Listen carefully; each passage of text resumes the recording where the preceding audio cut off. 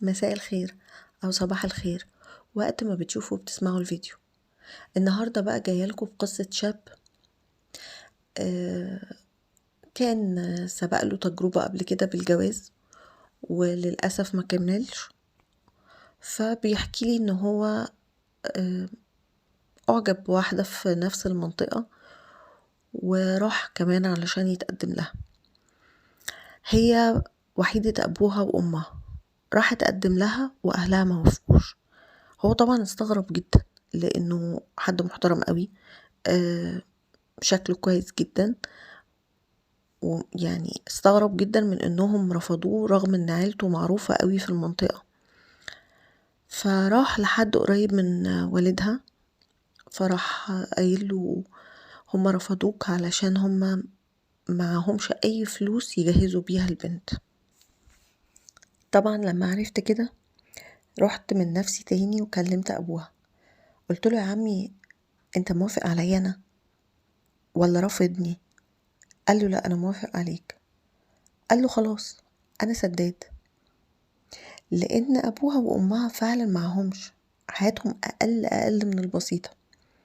ابوها فارش بسوق خضار، شوية خضار كده، ووالدتها شغالة في حضانة بتنظف. فرحت لاخويا الكبير لاني طبعا ماليش حد غيره بعد ابويا وامي. ابويا وامي متوفيين. قلت له بص انا هشيل الليلة كلها.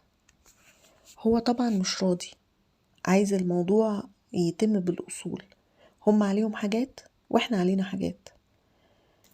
هما ما عندهمش اي حاجة خالص وانا متأكد من ده. يعني هقول لكم حاجة طبعا مش عارف اذا كانت صح ولا غلط.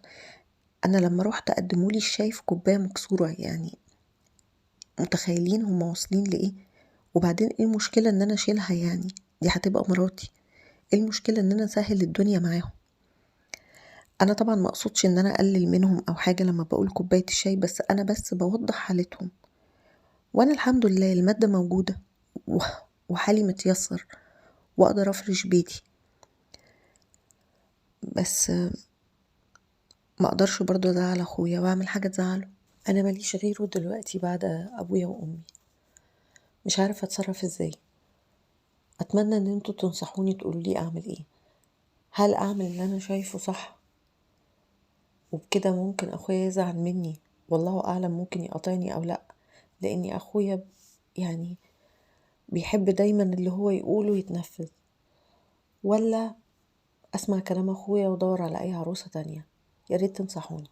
اتمنى اكون وضحت لكم القصة بتاعته كلها، واتمنى ان انتوا تقدروا تساعدوه وتقولوا له على القرار الصح في الكومنتات. ويا ريت اللي ما اشتركش في القناة اتمنى اشتراككم وتفعيل الجرس. ولو اي حد عنده مشكلة تابعوني، ويا ريت تبعتولي على الخاص وان شاء الله اعرضها ونلاقي لها حل. باي باي.